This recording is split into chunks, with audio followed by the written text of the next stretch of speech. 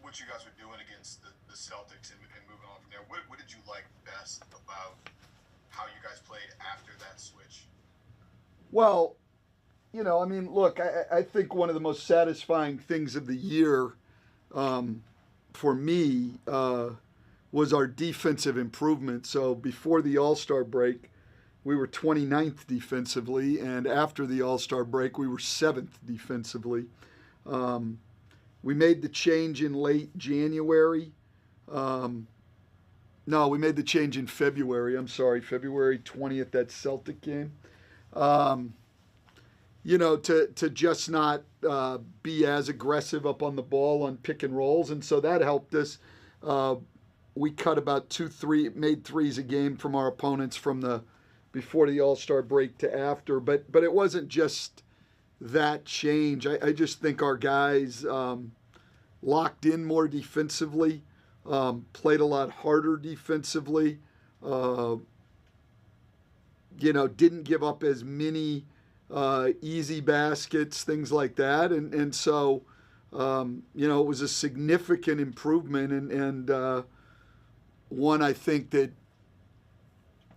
was not only satisfying but bodes well for the future of this group, knowing that they're capable of playing very good defense. I mean, listen, I was just hoping after the break we could get somewhere to the middle of the pack defensively to be 7th over a 36 game stretch, and with all the injuries we had and stuff, I think was significant. Stan, last year I saw the Mavericks like set the all-time record for offensive efficiency, and this year 7 teams finished with better offensive efficiency than the Mavericks did. Did the degree to which I guess offense just popped this year surprise you or catch you off guard? Do you think? I think early on, the 3 point efficiency definitely was more than we expected, and that's why we had to adjust defensively to what we were doing. Teams just, especially early in the year, it did level off as the season went on, but especially early in the year, teams were just lighting it up from three, and so you had to give more attention to that part of your defense.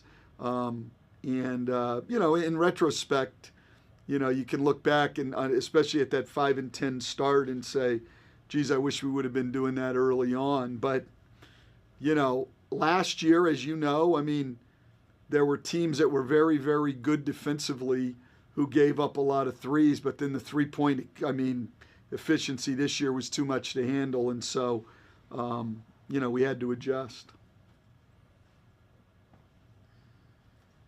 Hey, Coach, Griff just told us among all the coaches he talked to coming into the year, you were the only one who really saw Point Zion in Zion. I guess how much were you guys able to accomplish that vision you had coming into the year, and what are you hoping to do to kind of take that to the next level?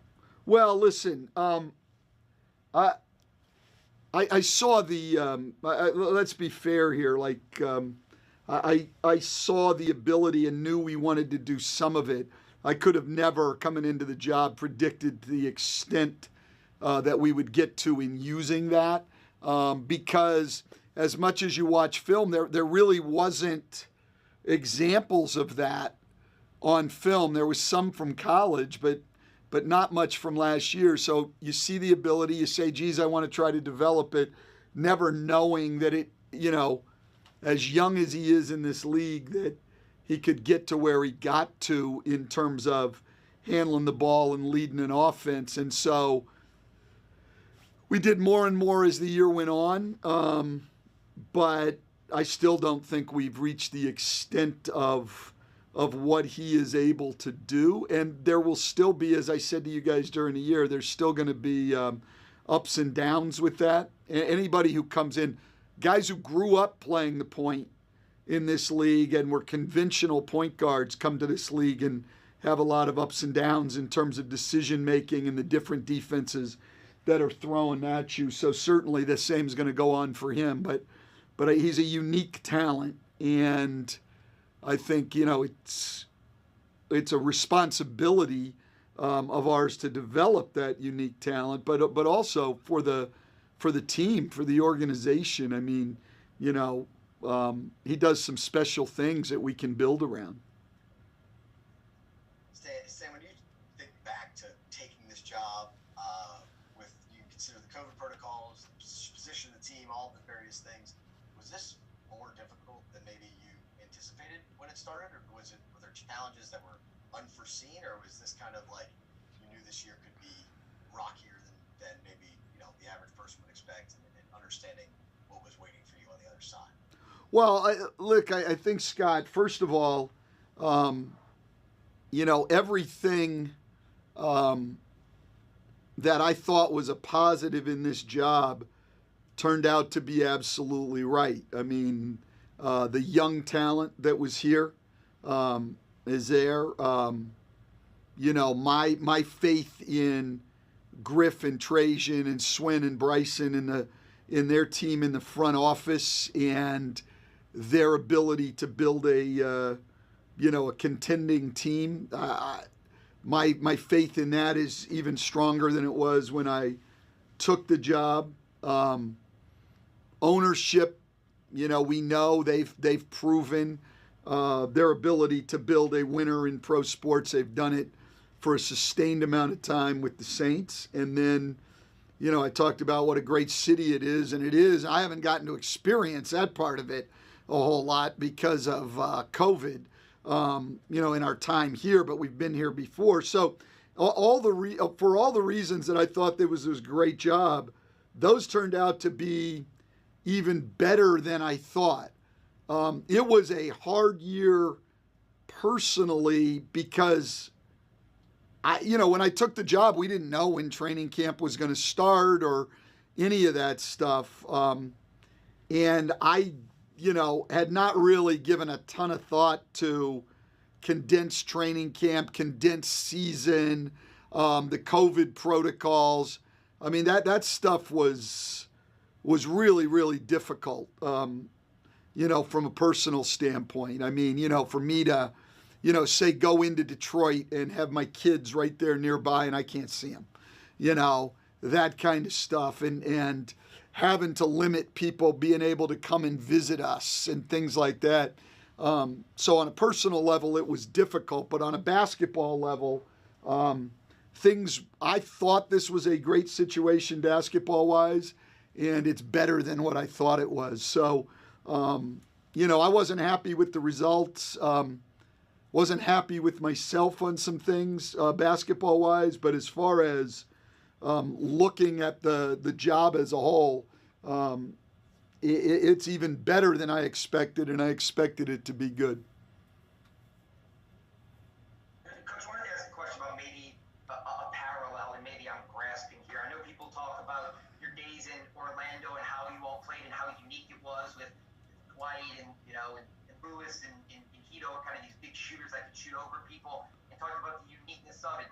Can you maybe lean into that and look at parallels here with how you may play, referencing Point Zion, about maybe just doing something unique that worked then and the potential to do something unique now going forward? Or is that just a total grasp, thinking that there are parallels there and you can lean into that? Well, no, I think the parallels are that, as a coach, what you try to do is maximize the potential of the players you have, and particularly your best players. You try to build around their talents. I don't think that as a coach, particularly in the NBA, that you try to just pigeonhole guys into some set system that you have or anything else. You build around the talents, and Zion's a challenge, and I mean that in a good way, because he's a very, very unique player. And so it's hard. I mean, you can look at some guys like Giannis,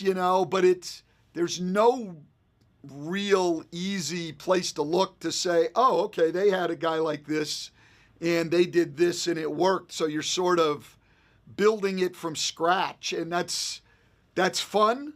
It's exciting, but it's also challenging. And I don't think that, like I said before, I don't think we've reached the full extent of what you can do with a guy like Zion and how you can build around that. I don't think we got there. But I think now the advantage is, after a year, you've seen it now, and you're at a much better starting point going forward than we were this year when we just sort of didn't really know all of that was there. I mean, his rookie year, I think because of the injuries probably, Alvin and Chris Finch, who was doing the offense, in fairness to them, they probably had some things they would have loved to have taken a look at, but the injuries limited him. But from our standpoint, what I saw looking at film was a post-up player from last year. And so that was our starting point. Now we have, going forward now, you have an entirely different starting point. And after you got hired, one of the reasons the front office cited was our two young stars, they want to be coached hard. After getting to go through a season with Zion and Brandon, just what were your impressions of working closely with those two guys? Yeah, I think they're both really, really coachable and want to get better, want to be taught, want to be coached. I don't think they got coached really hard this year because of the situation. I mean, and again, not making an excuse because all 30 teams were in the same situation. You just didn't have the practice time. And early in the year, I don't know if you guys remember, but, the early part of the year, you were even limited, like your meetings with individual players to sit down and watch film had to be under 15 minutes, total for the day. So, to say they got coached hard, they didn't. I mean, they're both very, very coachable, want to be taught, and we did more and more as the year went on. But, I think they will benefit from having a more normal season and being able to be coached more and better.